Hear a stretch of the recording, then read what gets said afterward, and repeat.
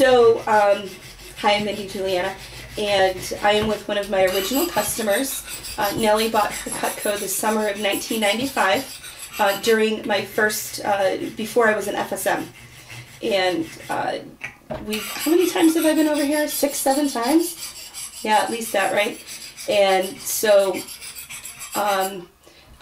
she's bought them a little bit at a time. You can see she's got a lot of table knives, and so all of these aren't from the original, but these have all been sharpened before.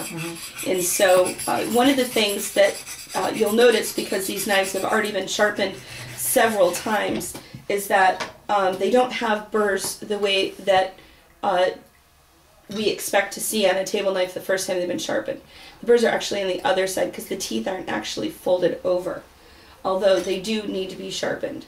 So this one, very clearly the burrs are on the blade side and not on the opposite side, which is interesting, and it's something that is not what we expect, because when we see table knives for the first time, all the teeth are folded over. Well, these knives have been sharpened 4 or 5 times already, so there's really not a lot to fold over. So the burring occurs on the other side, and that is just a little tip for long-term maintenance. When you're seeing people that have already had their knives sharpened, you don't want to go by the folded over teeth to check for sharpness. So what we're going to be looking for is to make sure that they can cut through the leather, right? Because we want to make sure that we're improving the quality of the sharpness.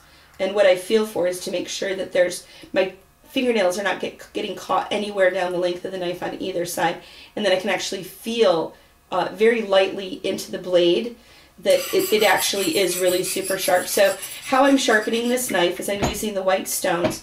I have the grooved side flat, and then I have the tip facing inboard.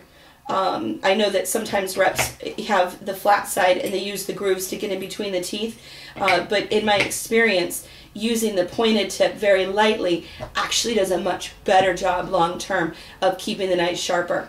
My goal with my customers is to go into their houses every 3 to 5 years. And so I want to make sure that we get their knives as sharp as possible so they'll stay sharp longer. And so let's go ahead and do the test. Do you mind if your hands are in it?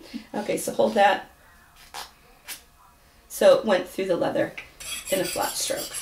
So this is probably 12 years old. Okay. So, great. So we've got a pile of table knives to sharpen, and we're going to sharpen them all the same way.